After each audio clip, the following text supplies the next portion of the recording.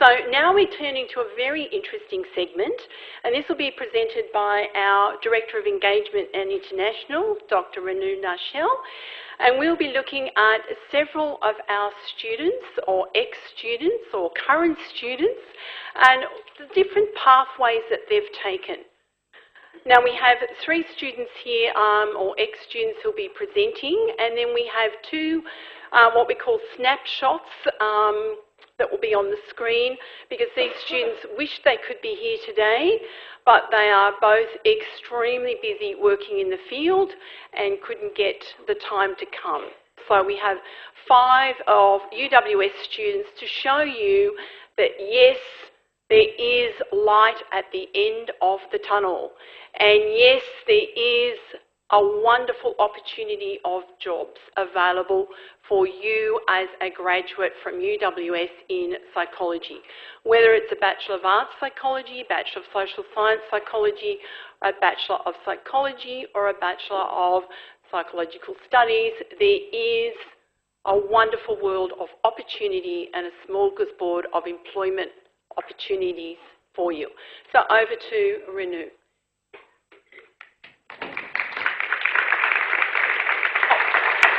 Come on, we can do better than that. A big round of applause. Thank you. Thank you very much. Now you can see we are kind of flipping a few hats around. The first one was course advisor, and now I'm in another role. So yes, as part of my engagement activities, this is one of the so-called objectives of UWS.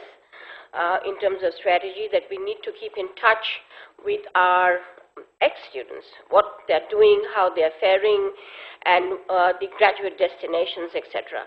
It gives a kind of boost to our own selves and our own morale to see we stay here, but our students go away. They grow much bigger and better, whilst we are still struggling as whatever our positions are and looking after unit guides, but students get to do much more exciting and bright things. So this is our day, our afternoon, to kind of share those experiences. We've invited a few students. Some of them have come and they're happy to share their time with us. Some of them who could not, of course, we will read out bits and pieces in terms of what they are and how they are actually doing. So yes, I'll invite our yeah. Now what these students have done, they've juggled around, and as I say, they stand right with us now. They've been part-time students, they could have been full-time students, they could have done whatever. We've got Candice, and she's working with Benevolent Society. She's going to share some experiences about UWS and what she has taken from here and how she's applying those in her work, and hope some of you might join her part as well. Thank you. Thanks. Hi everybody. As Renu mentioned, my name's Candice, and I've got a little bit creative with my PowerPoint presentation. I think that's a bit of a community worker in me, wanting to connect with people on a level that they understand, and a bit of all my psych education and training. So being at the Benevolent Society, I'm very much in a community-focused role at the moment. I'm also a part-time student doing my honours over 2 years, so it's usually a 1-year degree that I've stretched over 2 years. The first year, this year, I've done my coursework, 4 units this year, and next year I'll be tackling my thesis, which I'm really excited about. I've put family there as a huge, big circle, because part of, I guess, my journey is having to juggle having children, as well as being a student, as well as working. I chose not to work until probably my 3rd year, when I was able to handle it, because I had to find the best possible solution that would suit me, and I think that's really important for everyone to understand that. Although there's a structure that you're given with psych, and I came in as a mature age student, so I was able to be a bit flexible in what I'll do, which I'll talk about in a minute. So at the moment, I've got my Bachelor of Arts. I did my key program in psychology, which is the registration pathway. I did a sub-major in social and cultural analysis.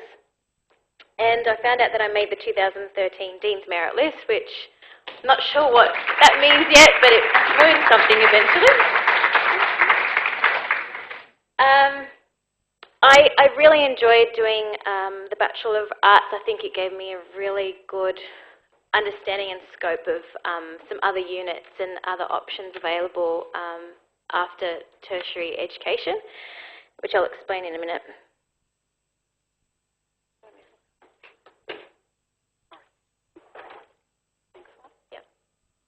So my journey is a long one. It started in 2001 and I enrolled in the Bachelor of Social Science at UWS after a year taking a year break off HSC. And then I left because I much enjoyed working and earning money and having a good time. So I spent a lot of years in the workforce, and during that time as well I explored other career paths, a bit of media, a bit of public service. And by 2011 I ended up with 2 children, so my youngest was not a year, and I decided to come back to university because I had that calling that everyone's been talking about working with people. So I came back to do, and I applied for a Bachelor of Psych, but I got into a Bachelor of Arts, which I have no regrets whatsoever. Something really important to understand for me was just knowing what's available, knowing what you can do. If you've got electives, use them wisely, do a sub-major, group them together, use advanced standing if you've been here before and you've done previous study, and choose electives that you're interested in because your performance will probably be so much better in a unit that you like. During my time at UWS, I was part of 2 mentoring programs. So one of them was the Fast Forward mentoring program. The other was the UWS Indigenous School Student Mentoring Program, which is called Pathways to Dreaming Now, which was incredibly useful for me. I've always had a calling for and a real interest in social justice issues and connecting with the community. So those 2 experiences were absolutely invaluable, and I still continue to work with Aboriginal communities. In 2013, I decided to start casual work while I was finishing off my last year. And I got a job at the Benevolent Society as a casual casework assistant. So that's in an area of intensive family support, a huge focus on child protection, child development and trauma-informed practice, a lot of attachment theories that you've probably learnt with Alison in developmental psychology, but very, very important in that area of work. And at the end of 2013, I graduated with my Bachelor of Arts. I applied for another role at the Benevolent Society called Partnerships in Early Childhood, and that was a community-focused role, again, using a lot of my knowledge with social and emotional development and child development, so I could practice every day with just the knowledge that I had in a community setting. And I was fortunate to get into the honours program this year. I couldn't say no, although I really loved my work, so I decided to do that part-time. And I've recently joined another program called Foundations for Young Parents, and that's working with parents who are under 24, helping them with parenting, social and emotional development, attachment, bonding with their children. And I've put all those in dot points, and I think it's really important there to always be looking at what's next, because we're all at this stage. I've been to this session for about 3 years, and I'll probably come back next year. And there's never a time when you've got enough information about what you want to do, and there's never a time where that's it and you've made your decision and it's not going to change, because things change in our lives. You may or may not get into the pathway that you want to get into, but you really do need to know your options. So ideally, next year I'll be doing my thesis, and in 2016, I don't know yet, but it'll either be registration, clinical masters, or higher research degree, which is probably all the options that have been offered today. I really enjoy working with children, child protection, and social and emotional development, and community work's really flexible. there are lots of programs out there that allow you to do lots of different things with lots of different pockets of the community, and working with disadvantaged people is probably definitely my calling. And lastly, I've just got a screenshot of the Benevolent Society homepage. That's their jobs page, which you can go and visit every so often. There are sometimes casual positions available. There are loads of opportunities to volunteer with them, and getting your hands dirty, which we heard about earlier today. So those three areas are probably what I use on a daily basis, and that draws on my psych education every day, which is with attachment theory, child development, and using trauma-informed practice. And a great website, if you're interested in those areas, is the Australian Childhood Foundation, which I found invaluable in practice and very, very interesting. So have a look. And that's me in a nutshell.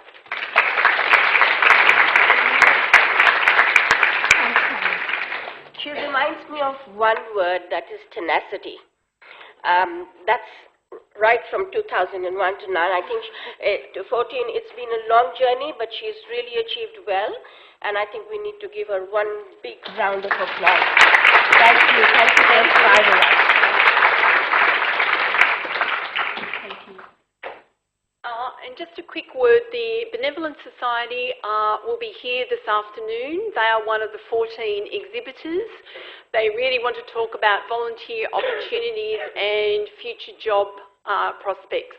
Now, they are quite an umbrella group. They're also representing Brighter Futures, which is down in High Street in Penrith and also in Sydney. And they're also representing the Looking Forward program. So there'll be 3 programs under that one umbrella. Thank you, Renu. Thanks. Yes. Next speaker that we have for you, coming and sharing her experience, is Christine Newton. I'm sure some of you would have recognized her. Do you? No. Oh, surprising. Surprising. Isn't that Christine? Christine has been our student. When I say our student, Alison especially. By the time I came in here, Psych in Masters. yes, especially because you did your project with her, so it's like the special interaction that you've had with her.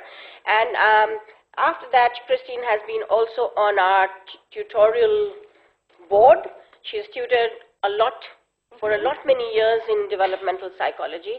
And so because, as I said, you know, you recognize her, I just wanted to say probably it makes us your grand teachers because our students are now your teachers. So yes, that's how we connect with students. And we would say, welcome, Christine, and share your experience about PW. Thank you, Renu. Yeah, I have to admit, as I was driving here, I just thought, my goodness, my experience with Bankstown campus has been very long since I finished high school till now. But I just wanted to say, well done on making it up to your 4th year. And I can imagine a lot of you are feeling a little bit stressed out and kind of going, where to next? And you're probably thinking, will I ever make it? Guess what? You do. And it's actually quite interesting how your pathway will actually change and develop. And even as you start on your career, things will change along the way as well. So, as Renu was saying, I was a student here many, many years ago. I did a Bachelor of Social Science as well with a major in psychology and sociology, and I really enjoyed that because it gave me 2 different sides of different things and gave me a bit of a breadth, which was really good. And then I started my postgraduate diploma of psychology and went through that and enjoyed that experience. And then I also was very fortunate to be one of the few or the last graduates in the Master of Psychology, Educational and Developmental Psychology that was offered here at UWS. But if this is something that you enjoy, please, there are other areas or other states that do have this course. I know it means changing states, which may not be so much fun, but it is really an enjoyable course. And I think developmental psychology in particular is such a vital area because the more we're finding out about psychology, those first years, those experiences that we have play such a major role in us as, across the lifespan. And it does bring an enrichment in terms of your ability as a psychologist because you're able to put things into that framework. I'm sure other professionals in other areas may think that their specialty is good, but I'm kind of biased towards ed and dev. So my work history. So since graduating, my first job out was I was a psychologist with New South Wales Health, working within their youth health section. So in terms of that, what I did was I worked with young disadvantaged people between the ages of 12 to 24. And so that involved a whole variety of things, working with groups, working with young people that are experiencing significant mental health issues. Unfortunately, a lot of self-harm is occurring. So Lawrence mentioned before how psychology has changed quite a bit. Even when I was in high school, Facebook wasn't around. So even I'm experiencing those changes, and just social media and how the impact that has had. So I've actually admit I enjoy working with that adolescent population. It kind of keeps you young too, because you have to keep up with everything. I've also had the opportunity of working as a school psychologist. So unfortunately, I don't have a teaching background in the sense that I'm not a teacher within the high school system. So I need to, but as a psychologist, you can working within the private sector. And that was also a really good opportunity. So in terms of that, it increased your breadth of knowledge, because in the sense is when you're working within the clinical population, you tend to focus on your clinical skills, but working within a school, you get to also run groups, and you get to actually start to do some psychoeducation. So trying to do some of that preventative stuff, working with young people to try and help them not get to the point where they're needing to seek professional help. So I actually really enjoyed that part as well. It also meant that I got to do some psychometrics and also helped young people and how, if they had struggles in the classroom in terms of learning difficulties, how can teachers help support them? And that's the other thing. So you'll probably see there's quite a bit of educational kind of trend to my background in terms of employment. But one of the things is teachers actually play a significant role in young people's lives. And so if you're able to educate teachers on how to best approach situations in the classroom, what you're enabling them to do is to create support systems. Because one of the things we do know, the more support systems you have, the better off you will be. And so that was also a really good experience working as a school psychologist. Currently, I'm working with Headspace within their private practitioner model. And that's also been really enjoyable, still working with the same population and still doing working on with those clinical skills. But one of the things that kind of it's been a bit of a surprise, I guess, in terms of my career. So when I was doing my master's, I got given the opportunity to teach in developmental psychology, hence why I've worked with Renu and Alison quite a bit, and may have taught some of you at some point, or you probably see me around on campus. And so what I've been able to do is teach within psychology. And so I get to share my passion for psychology with young people and hopefully start to get them on their experience and have them have the same passion about psychology, because it's true, psychology is a vocation, okay? We don't go into this because it's going to be easy work, because it's not. It's intense work. We give a lot of ourselves to the whole process. And so being able to encourage people to have that same passion, because you're going to need it to keep you going, because guess what? You finish your registration program, you're registered, you're still going to be doing professional development, you're still going to be going back and doing courses. I'm considering going back to uni again after 10 years. I don't know why, but still. It's part of the process. And I've also recently been given the opportunity to work at UWS College. So it's actually given me a breadth of teaching experience, because now it means I've actually taught from young people who haven't been able to make it into uni the first time round, and they're being a bit discouraged, and they're trying to go, okay, how do I get to that next step? So I've been able to help support them to learn the academic skills that you guys have probably down-packed now that you're in your fourth year, all the way up to, I think I've taught it also at fourth year level as well. So I've had a bit of experience in terms of teaching within the psychology program. And I have to admit, I don't know which I'd pick was my favourite. I enjoy the clinical work, but I've also really enjoyed the teaching. So think about it. You guys are probably thinking, oh, this is my pathway. But I actually took a bit of a turn and went, oh, something that I thought I was just doing because I was studying and wanted to be a registered psych and this would be really interesting, has actually ended up being part of my career as well. And that's also the great thing about psychology, is that there's a lot of flexibility in it as well. So don't think that you get kind of stuck into one area. You can always swap and change as time goes on. Okay, that's about me.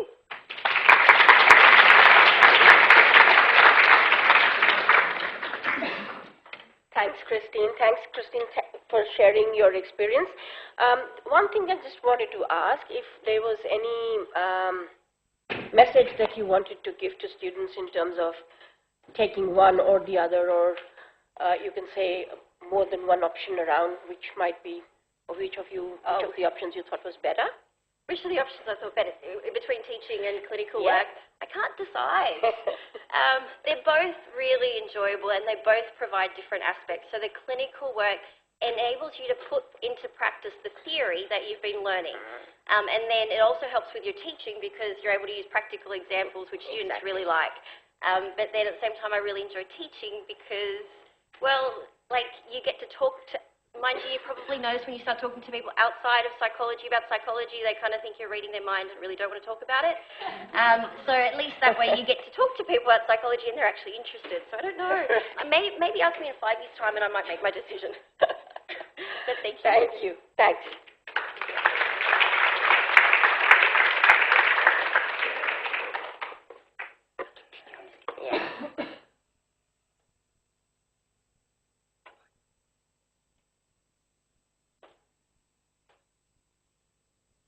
You've got something there? Yes. Come. Come. You start talking. I'll introduce you to Katrina.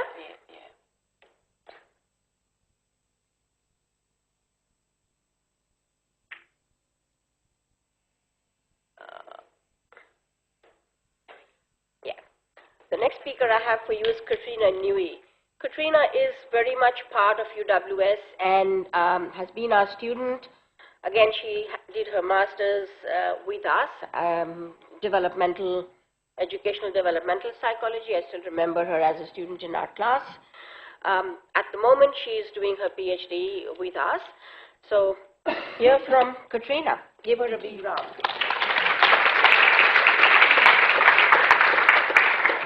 Hi everybody, like Renu said, I'm Katrina and I recognise a lot of faces in this audience as I've had the pleasure to teach some of you and are still teaching some of you at the moment. I've had an incredible journey with UWS. I've been here as a student for 12 years and I absolutely love being here. And a part of that is my teachers that have encouraged me and inspired me and helped my career along the way. So I just wanted to give you a bit of a background about myself. So I started here at UWS doing a Bachelor of Psychology and went on to do my Master's in Education and Developmental Psychology. And through that period of time when I was studying at UWS and when I was an undergraduate, I really wanted to work with people and the community and like people have been saying, get my hands dirty. So when I was doing my undergrad degree, I sourced out Salvo Careline with the Salvation Army, and I did a course with them, a Certificate 3 in telephone counselling skills. And later, while I was studying at uni at night, doing my certificate, and then after completion, when I was 21 years old, I was allowed to help people on the care line, and that was an extremely rewarding experience. And also built my skills as a counsellor as well. So I worked with people through grief, people that were youth and young and needed some guidance and help. I also worked with people that needed resources and were struggling financially and helping them with those resources, whether they needed shelter or food or needed a bill paid. It was an extremely rewarding experience and worked with a lot of people that had mental health issues and needed some help along the way. I continued volunteering and when I got into my master's degree, I applied at Sydney's Children's Hospital and wanted to work with children there and became a volunteer play therapist there. And again, I really enjoyed my time at Sydney Children's Hospital as I was the first play therapist that they actually allowed a volunteer to work in the emergency section with children. And my role was to provide some fun to the kids that were sick, whether they were suffering from cancer or whether they had kidney difficulties. And so I'd come in with arts and crafts, paint, and we had some art therapists talking about that. So using creativity or playing games with the kids and giving time to the parents to have a bit of relief time, a time to sort of talk to their families and sort of just gel what's happening and what diagnosis their child was given, and give that relief and support to the families, and also just make that time with the children just a little bit more pleasant, I would think. And that was really fun, and they had things like they'd bring in dogs, and the dogs would be dressed up and the kids would love it. And it's just so lovely to see kids that were sick so happy and just come out of their shells. So that was a really lovely experience there. And then after I finished my Masters as well, part of my Masters experience was to do 3 placements. And one of the placements that I was lucky to get was I got to work at the Children's Hospital at Westmead. And I was working at an assessment centre there, and it was working with a team. And so there was a medical practitioner and also a psychologist there. And the team assessed the physical abilities of children and also the cognitive. And so part of my placement there was to assess people with intellectual disability, and also seeing children that perhaps may have had the diagnosis of autism. And so many batteries were used there, and if they were young children, they would use the Griffiths or the Baileys, and if they were a little bit older, we were able to use the Stanford Binet or the Whipsy and the Whisk there, and that was a really lovely experience. And writing a report, and part of the team there was that they were able to diagnose children, but also help the parents with that diagnosis, provide them resources and where to go, and also what education facilities would be best for their child. And later on, they'd keep assessing these people right up to adulthood, and then also look at career prospects for these different types of clients. So that was another amazing experience I had when I did placement. And during my time during my Masters, I did a thesis in bullying, and I wanted to continue that work, so I later applied to do a PhD, which I'm still doing, in cyberbullying. And I've had some amazing opportunities while doing my PhD, and one was I was awarded a scholarship to go to the COST conference in Paris, which was provided by Professor Peter Smith, and being able to present my work and also to hear about the key scholars in my field and what advancements they're doing. And that was an amazing experience. Another thing that I also do is I'm also on the APS New South Wales Education Developmental College, so I represent my college, and I help other psychologists get personal development training and provide that. And we also get in touch with our members and find out what their needs are and how we can help them along the way while they're practicing. And that's also with Jo Milholm, which you probably also know. And one of the last things that I've done was collaborations, and I think networking is so important in your careers. And I was working with a postdoctorate student doing racism, and he was an Indigenous researcher, and so we collaborated together and provided a piece in Insight magazine together on racism and building resilience, and that was an amazing experience. And the last thing that I also do is I also volunteer with the UWS Engagement School, and I go out to schools, both now primary and high school, and talk to them about what cyberbullying is, do some psychoeducation, and try to build resilience with our students against cyberbullying and preventative work. So I think that's all the highlights that I do, so thank you very much.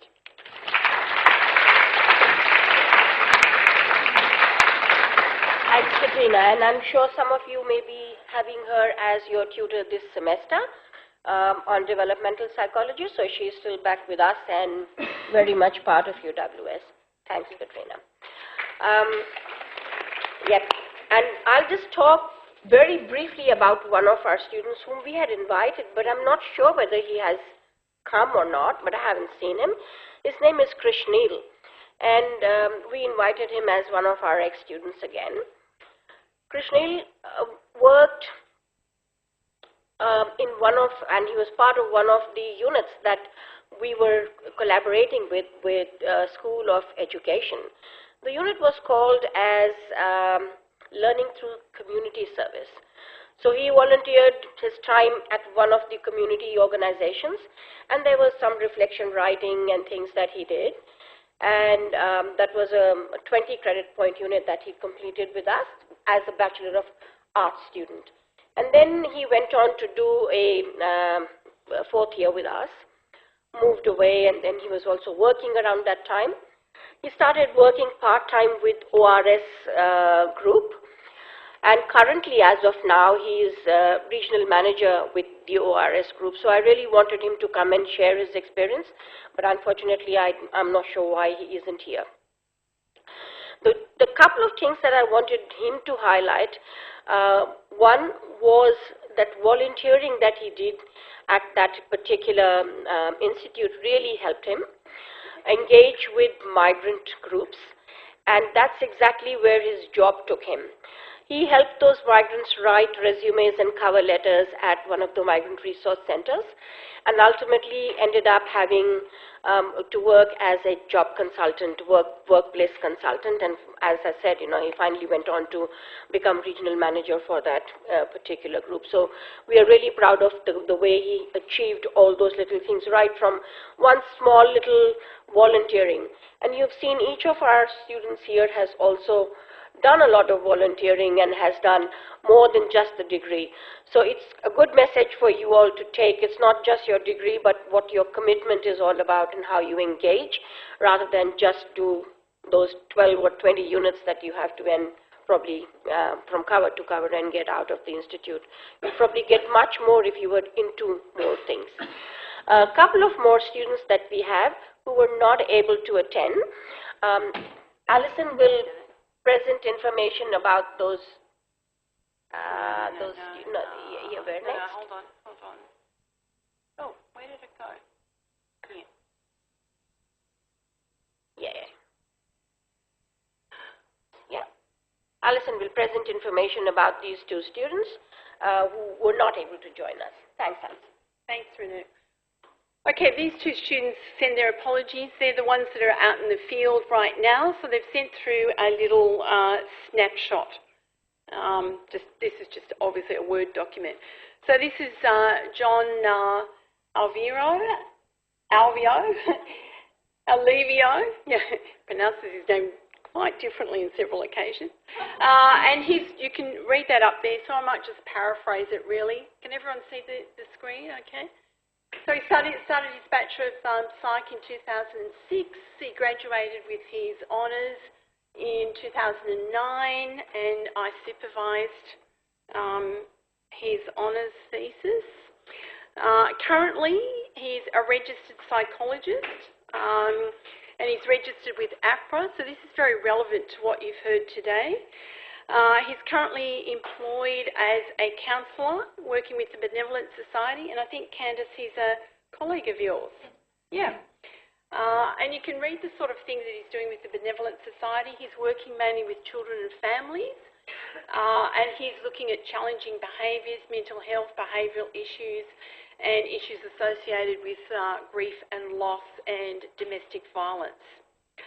John comes in here constantly, quite often on a Friday afternoon, just to have coffee with staff, and we touch base and just talk about what he's doing and where he's heading. At the moment, he's working with a multidisciplinary team, and he's looking at working with women who've experienced domestic and family violence. Previous to this employment, he was employed as an alcohol and other drugs counsellor, and what he did was a number of psychology roles. He worked at the Reby Juvenile Justice Centre, and again worked very much as part of a multidisciplinary clinical team.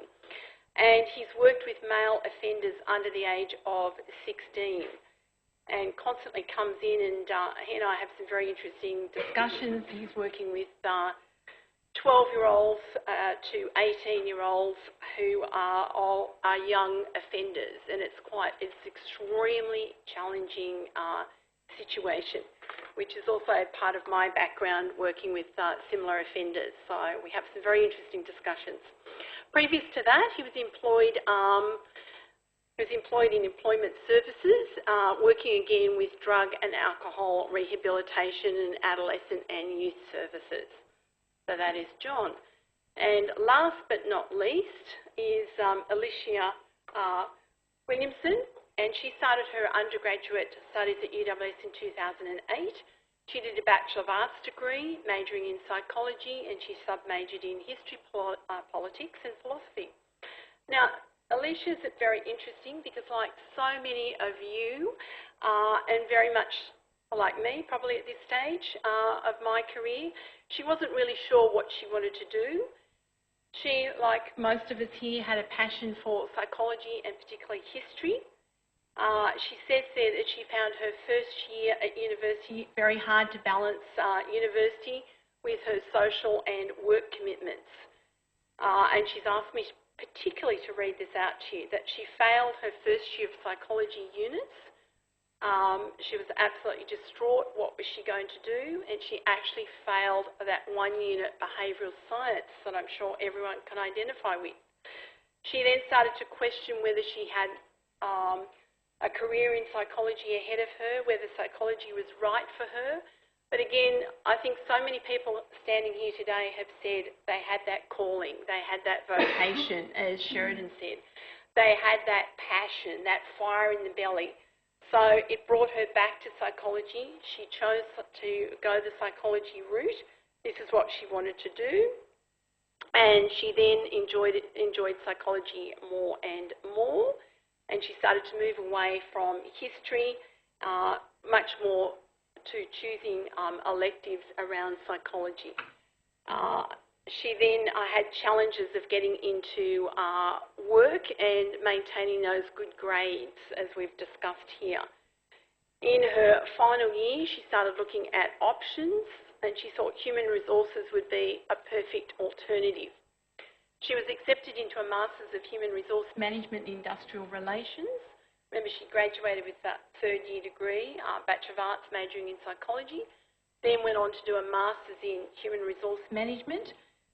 She, at this point now, she has finished her Master's degree, and she was very interested in those human behaviour skills attained from her undergraduate psychology studies.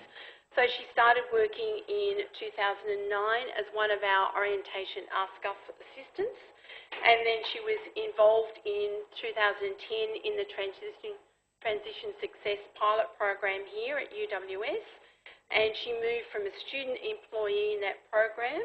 So check out the Careers Jobs on Campus. That's exactly where Alicia started. And then she moved from that student employment into the orientation and transition team. So now she's utilising that human resource degree that she did, and she's recruiting, interviewing and training with also that psychology background. So she's currently working here on Penrith campus in the orientation and transitions team, and I believe is an integral member and a very crucial member to that team. So that's Alicia's story and her pathway. And I'll just put the nice photo of Alicia back, so we've got something a little bit visual on the screen at the moment.